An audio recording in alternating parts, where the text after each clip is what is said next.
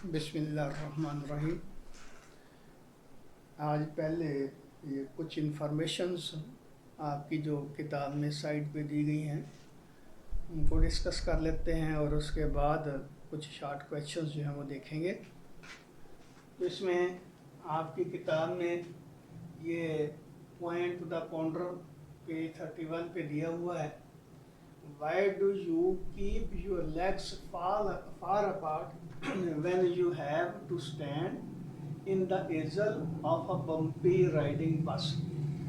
यानी कि आप एक बस पे सवार हैं और बस जो है एक ऐसी सड़क पे जा रही है जो कि स्मूथ नहीं है। तो डेफिनेटली बस कभी एक साइड पे झुकती है, कभी दूसरी साइड पे टिल्ट होती है। तो कहता है कि आप अपने जो लेग्स हैं, अपनी जो टांगे हैं, उसको खोल के क्यों खड़े होते हैं? तो उसकी वजह ये देखें कि ये हमारा बेड है उसका, बस का, और इसके ऊपर ये आदमी जो है वो खड़ा हुआ है।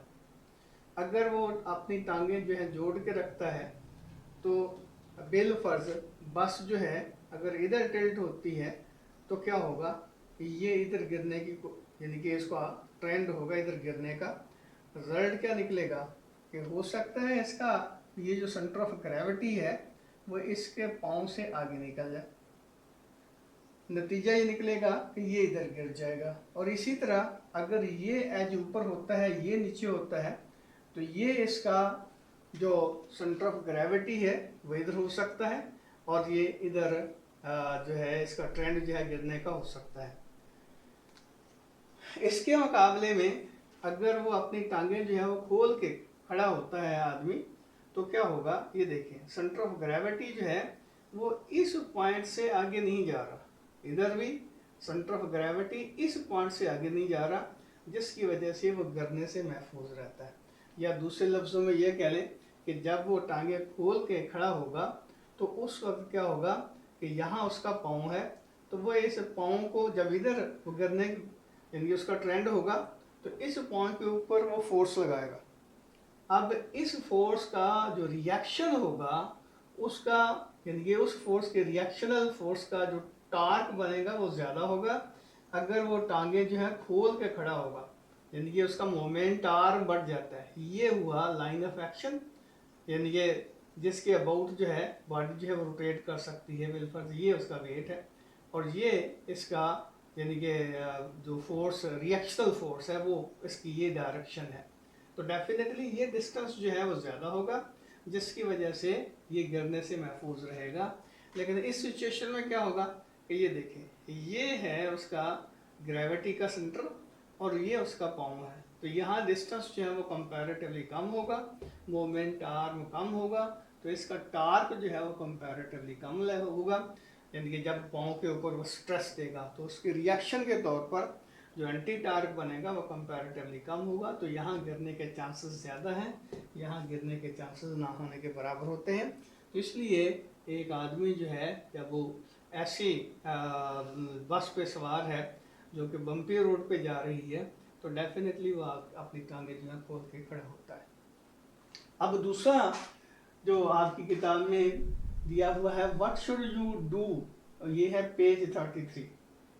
तो उसमें ये है कि ये एक लड़का है, यानी कि ये कहता है कि आप इस तरह खड़े हैं, ये एज के, यानी कि ये जो मकान है इसके बिल्कुल एज के ऊपर खड़े हैं और आपके हाथ में एक हैवी बुक है, आप जस्ट गिरने के करीब हैं, तो क्या करेंगे? तो ये देखें, इसमें आपका जो एक्शन होना चाहिए वो ये है कि आप किताब को पुश करें फॉरवर्ड डायरेक्शन में। जब हैवी बुक को आप पुश करेंगे आगे फॉरवर्ड डायरेक्शन में, तो उसका रिएक्शन क्या होगा कि वो आपकी जो किताब है आपके ऊपर रिएक्शन जो करेगी उसके अपोजिट डायरेक्शन में करेगी। तो रिजल्ट क्या निकलेगा कि ये देखें, ये है एक्सिस ऑफ रोटेशन, ये है एक्सिस ऑफ रोटेशन। जब आप आगे की तरफ पुश करेंगे तो उसके रिएक्शन के तौर पर आप पीछे की तरफ आएंगे।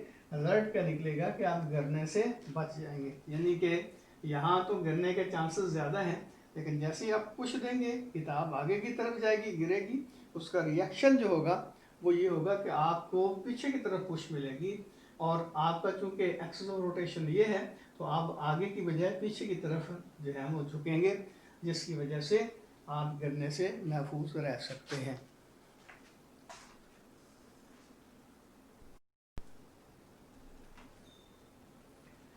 ये 38 पेज पे पॉइंट टू द काउंटर है, उसमें एक्रोबेट जो हैं शो किए हुए हैं। तो वो एक एक्रोबेट जो है वो साइकिल पे राइडिंग कर रहा है, उसके दोनों तरफ जो हैं दो और वो बैठे हैं अपना स्टंट मैन। तो कहता है कि ये आप अपनी किताब से देख लेना। तो कहता ये है कि do you think the rider in the above figure is really in danger, what if people below were remove. तो जाहिर है वो इक्विलिब्रियम में है, तो उसको कोई किसी किस्म का कोई ख़तरा नहीं है। और इसी तरह अगर दोनों साइडों पे जो एक्रोबेट बैठे हुए हैं वो भी अगर उतर जाते हैं, उनको रिमूव कर दिया जाता है, तो भी ये सिस्टम जो है इक्विलिब्रियम में ही रहता है, तो किसी किस्म का डेंजर जो है या ख़तरा जो है उनको गिरने का नहीं है। ये पेज 38 पे, can you do stand with one arms and the side of one foot pressed against a wall, can you raise other leg sideways, if not then why not। ये देखिए, ये दीवार है, ये फर्श है, यहाँ पे आप खड़े हुए हैं, कैसे कि आपका ये बाजू और ये टांग जो है पूरी दीवार के साथ लगी हुई है। तो कहता है कि ये आप ये वाला पाँव या ये टांग जो है आप उठा सकते हैं, तो डेफिनेटली नहीं उठाया जा सकता। वजह क्या है? वजह ये है कि ये है इसका सेंटर ऑफ ग्रेविटी। अगर आप ये देखें, ये पाँव और ये पाँव, दोनों पाँव जो हैं एक्चुअली ये इस यानी कि लड़की को बैलेंस कर रहे हैं। अगर ये पाँव जो है ये उठाए तो क्या होगा? सेंटर ऑफ ग्रेविटी यहाँ पे है, एक्सिस ऑफ रोटेशन ये हो जाएगा, तो ये इधर गिर जाएगा। इसलिए इसके गिरने के यानी कि ये अगर पाँव उठाएगी तो ये इधर गिर जाएगी, क्योंकि ये इसका ये एक्सिस ऑफ रोटेशन है इसका, ये इसका वेट नीचे की तरफ, तो ये वेट जो है इसको इधर टार्क प्रोवाइड करेगा, जिसकी वजह से ये गिर जाएगी। तो ये ऐसा पॉसिबल नहीं है, यानी कि हम दीवार के साथ इस तरह खड़े हों और ये अपोजिट टांग जो है वो हम ऊपर उठा लें, ये पॉसिबल नहीं है। वजह आपके सामने आ गई कि ये वेट जो है जो टार्क अप्लाई करेगा, पहले तो ये पाँव जो है उसके वेट को बैलेंस कर रहा है, इनके टार्क को बैलेंस कर रहा है, ये भी और ये भी। लेकिन अगर ये उठा लेंगे तो क्या होगा कि ये वेट जो है यहाँ पे एक्ट कर रहा है, तो ये इधर इसका यानी कि ये जो लड़की है इधर गिर जाएगी।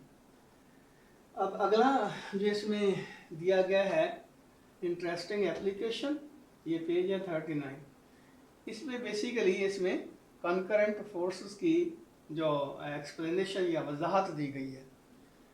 देखिए, कोप्लेनर फोर्सेस जो हैं ऐसी फोर्सेस होती हैं जो एक प्लेन के ऊपर लगती हैं, लेकिन कंकरेंट फोर्सेस ऐसी होती हैं जो कोप्लेनर भी होते हैं, लेकिन उसके साथ साथ उनका जो पॉइंट ऑफ एक्शन होता है वो सिंगल पॉइंट होता है, यानी कि सारी की सारी फोर्सेस जो हैं सिंगल पॉइंट के ऊपर लगती है। तो ये मिसाल के तौर पर ये वो पॉइंट है जिसके ऊपर ये तीनों फोर्सेस लग रही है। देखिए, ये फोर्स है, ये फोर्स है, ये फोर्स है।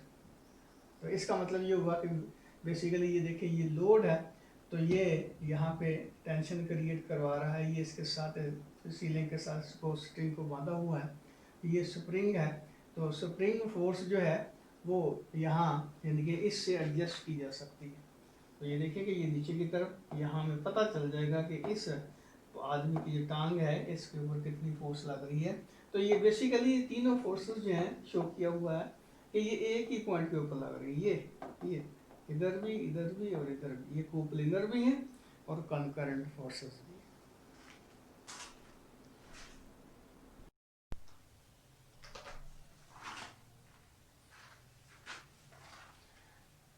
ये शॉर्ट क्वेश्चंस हैं, बैक क्वेश्चंस जो एक्सरसाइज में दिए हुए हैं, उसमें पहला क्वेश्चन तो ये है कि यूनिट वेक्टर, पोजीशन वेक्टर और कंपोनेंट्स ऑफ अ वेक्टर को आपने डिफाइन करना है। तो ये पीछे जो आर्टिकल है उनको देख लेना। यूनिट वेक्टर एक ऐसा वेक्टर है जो कि जिसकी मैग्नीट्यूड 1 के बराबर है और वो इस्तेमाल होता है डायरेक्शन को शो करने के लिए। किसी भी वेक्टर की डायरेक्शन को शो करने के लिए यूनिट वेक्टर इस्तेमाल किया जाता है। इसी तरह पोजीशन वेक्टर किसी भी वेक्टर की किसी भी पॉइंट की लोकेशन को फाइंड आउट करने के लिए जो वेक्टर इस्तेमाल करते हैं उसको पोजीशन वेक्टर कहते हैं। तो ये डिस्टेंस और डायरेक्शन को शो करता है विद रिस्पेक्ट टू ओरिजिन, यानी कि किसी भी रेफरेंस पॉइंट के रिस्पेक्ट हम किसी पॉइंट की पोजीशन बताना चाहते हैं, लोकेशन बताना चाहते हैं, तो उसके लिए जो वेक्टर इस्तेमाल होता है उसको पोजीशन वेक्टर कहते हैं। और उसकी टेल जो है ओरिजिन के ऊपर होती है और उसकी टिप जो है उस पॉइंट के ऊपर होती है जिसकी लोकेशन हमने बतानी है। फिर है कंपोनेंट ऑफ अ वेक्टर। तो किसी भी डायरेक्शन में जो इफेक्टिव वैल्यू होती है किसी पर्टिकुलर वेक्टर की, तो वो कहलाता है उस डायरेक्शन में उस वेक्टर का कंपोनेंट। फॉर एग्जांपल अगर एक वेक्टर जो है उसकी एक्सिस डायरेक्शन उसका जो इफेक्टिव वैल्यू है वो बिल्कुल फोर्स है 2 न्यूटन है या 10 न्यूटन है, तो वो उसका क्या कहलाएगा, रेक्टेंगुलर उसका कंपोनेंट कहलाएगा। तो ये पिछला आर्टिकल जो है आप इसमें किताब में जो हमने पढ़े हैं उसको ज़रा देख लेना।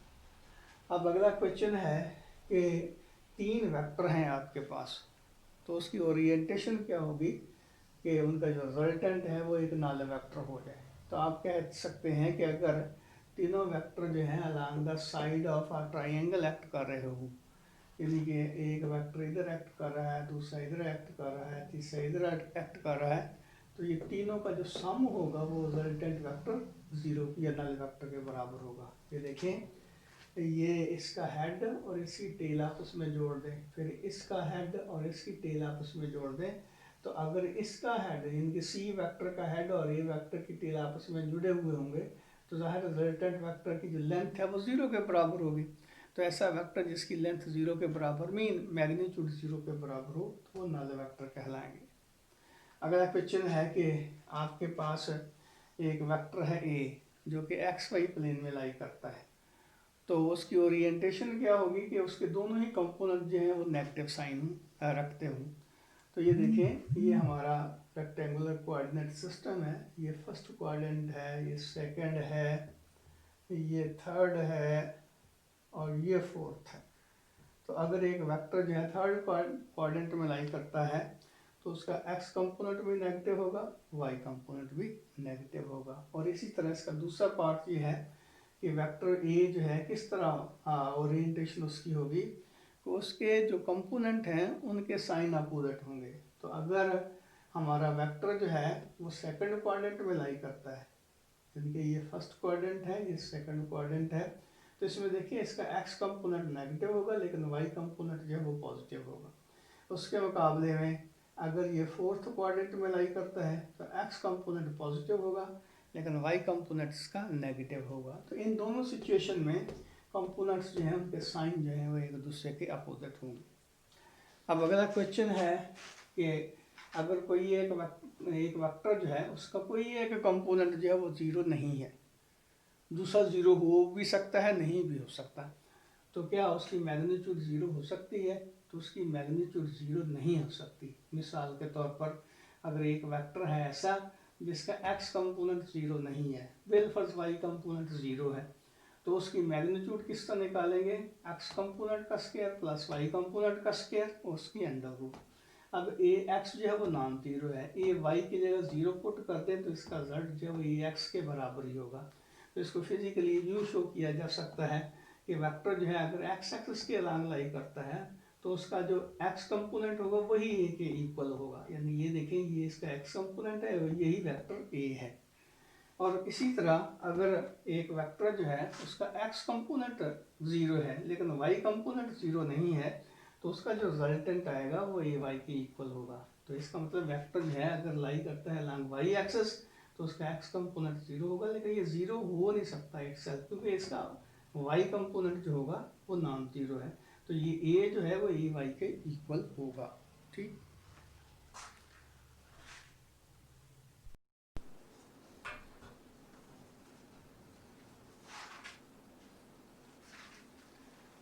क्वेश्चन है कि क्या किसी भी वेक्टर का जो कंपोनेंट होता है, कंपोनेंट की मैग्नीट्यूड क्या वेक्टर से बढ़ सकती है? तो कंपोनेंट की मैग्नीट्यूड वेक्टर से नहीं बढ़ सकती। क्यों भला? ये देखें, ए एक्स जो होता है वो है ए काज ऑफ थीटा, और काज थीटा की मैक्सिमम वैल्यू उस वक्त होती है जब थीटा 0 के बराबर हो। तो काज 0 1 के बराबर हो गया, इसका मतलब ए एक्स जो है वो ए के बराबर हो सकता है, मैक्सिमम ए से बढ़ नहीं सकता। और इसी तरह हमारे पास जो वाई कंपोनेंट होता है वो है ए साइन ऑफ थीटा, और साइन 90 की वैल्यू मैक्सिमम मीन 1 के बराबर होती है। तो इसका मतलब ये हुआ कि ए वाई की मैक्सिमम वैल्यू जो है वो ए के बराबर हो सकती है, और ये भी उस वक्त जब थीटा जो है वो 90 डिग्री का होगा। तो इसका मतलब ये हुआ कि कंपोनेंट की जो वैल्यू है, जो मैग्नीट्यूड है, वो वेक्टर की मैग्नीट्यूड से इंक्रीज नहीं हो सकती। अब अगली बात, अगला क्वेश्चन जो है उसमें ये पूछा गया है कि क्या किसी वेक्टर की जो मैग्नीट्यूड है वो नेगेटिव हो सकती है? तो इसका आंसर जो है वो नो, नहीं हो सकती। क्यों नहीं हो सकती? बिल फर्ज हमारे पास एक वेक्टर है ए, तो उसकी मैग्नीट्यूड निकालने का तरीका क्या होता है? ए x square plus a Y square और इसकी अंडर रूट। बिल फर्ज ए एक्स कंपोनेंट भी इसका नेगेटिव है, ए वाई कंपोनेंट भी इसका नेगेटिव है, तो फिर देखें ए एक्स ए जो होगा माइनस ए एक्स स्क्वायर प्लस माइनस ए वाई स्क्वायर। जब इसका स्क्वायर लेंगे तो डेफिनेटली ये भी पॉजिटिव हो जाएगा, ये भी पॉजिटिव हो जाएगा, तो ए फिर यही आएगा, मीन इसका वैल्यू जो है वो नेगेटिव नहीं हो सकती। अब अगला क्वेश्चन है कि अगर आपके पास दो वेक्टर हैं ए और बी, और उनका सम जो है वो रिजल्टेंट जो है वो नल वेक्टर है, तो इसके कंपोनेंट्स के मतलब आप क्या कहेंगे? तो ये देखें, a plus b is equal to null vector. इसका मतलब ये हुआ कि a is equal to minus b, तो a इसके कंपोनेंट लिख दें, a x square sorry a x i plus a y j, और इसके भी कंपोनेंट लिख दें कंपोनेंट की फॉर्म में इसको b को, तो minus B x i plus B Y जे आ जाएगा। अब देखिए कि ये नेगेटिव साइन जब इसके साथ मल्टीप्लाई करेंगे, इसके साथ मल्टीप्लाई करेंगे, तो आपको पता है कि वेक्टर की जो मैग्नीट्यूड है वो नेगेटिव नहीं हो सकती। ये नेगेटिव उसकी डायरेक्शन को शो कर रहा है। इसका मतलब ये हुआ कि हम लिख सकते हैं B x i plus minus I plus B Y minus जी। तो यहाँ से हमने ये कंक्लूड किया कि जब दो वेक्टर की जो मैग्नीट्यूड है, यानी कि वेक्टर जो है उनके कंपोनेंट्स की मैग्नीट्यूड आपस में इक्वल होंगी, ए एक्स जो है वो बी एक्स के इक्वल होगा, लेकिन दोनों की डायरेक्शन एक दूसरे के अपोजिट होंगी। और इसी तरह ए वाई जो है वो बी वाई के बराबर होगा, लेकिन दोनों एक दूसरे के अपोजिट डायरेक्शन में होंगे। फॉर एग्जांपल यहाँ देखें, ये ए वेक्टर है इधर, ये बी वेक्टर है इधर, तो ए के जो कंपोनेंट बनते हैं ए एक्स आई ए वाई जे बनेंगे, और बी के कंपोनेंट क्या बनेंगे? बी एक्स माइनस आई, यानी कि इसकी डायरेक्शन जो है वो नेगेटिव एक्स एक्सिस की तरफ है, और ये आ जाएगा बी वाई माइनस जे, यानी कि इसकी डायरेक्शन जो है नेगेटिव आई एक्सिस की तरफ है। तो ये कंपोनेंट ये देखिए, इसकी लेंथ और इसकी लेंथ आपस में इक्वल होंगे, इसकी लेंथ आपस में इक्वल होंगे, लेकिन इसकी साइन पॉजिटिव, इसका साइन नेगेटिव, इसका साइन पॉजिटिव, इसका साइन नेगेटिव। तो जब कंपोनेंट जो हैं इस तरह हों कि दोनों वेक्टर के जो मैग्नीट्यूड है उनकी इक्वल हों, लेकिन दोनों के साइन या डायरेक्शन एक दूसरे के अपोजिट हों, तो उनका जो रिजल्टेंट आएगा वो नल वेक्टर के बराबर होगा। अब अगला क्वेश्चन है कि अगर यानी कि वो कौन से सर्कमस्टांसेस हैं जिसमें वेक्टर जो है उसके दोनों कंपोनेंट आपस में इक्वल होंगे? तो हमने ये कहना है कि अगर एंगल जो है, यानी कि वेक्टर ए जो है वो एक्स एक्सिस के साथ बना रहा है एंगल 45 डिग्री का, तो तब इसके एक्स कंपोनेंट और वाई कंपोनेंट मैग्नीट्यूड में एक दूसरे के इक्वल होंगे। तो ये कैसे पॉसिबल है? ये देखें, ए एक्स जो होता है वो ए कॉस ऑफ थीटा के बराबर, ए वाई जो है वो ए साइन ऑफ थीटा के बराबर। अब वो कहता है कि ए एक्स और ए वाई अगर आपस में बराबर होंगे तो इसका मतलब ये होगा कि A cos of theta is equal to A sine of theta. आप ऐसे करें कि दोनों तरफ ए कॉस ऑफ थीटा से डिवाइड कर दें, तो A cos of theta over A cos of theta ये आ जाएगा 1 के बराबर। तो इधर क्या बचेगा? A sine of theta over A cos of theta, A से ए कैंसिल हो जाएगा, तो ये sine of theta over cos theta tangent theta के बराबर होगा। इसका मतलब टेंजेंट थीटा जो है वो 1 के बराबर, तो थीटा जब टेंजेंट थीटा 1 के बराबर होता है तो थीटा डेफिनेटली 45 डिग्री का एंगल बनाएगा। तो इसलिए हम कहते हैं कि अगर एक वेक्टर जो है वो एक्स एक्सिस के साथ 45 डिग्री का एंगल बना रहा है, तो उसके एक्स कंपोनेंट और उसके वाई कंपोनेंट की जो वैल्यू होगी, वो मैग्नीट्यूड होंगी, वो सेम होंगी।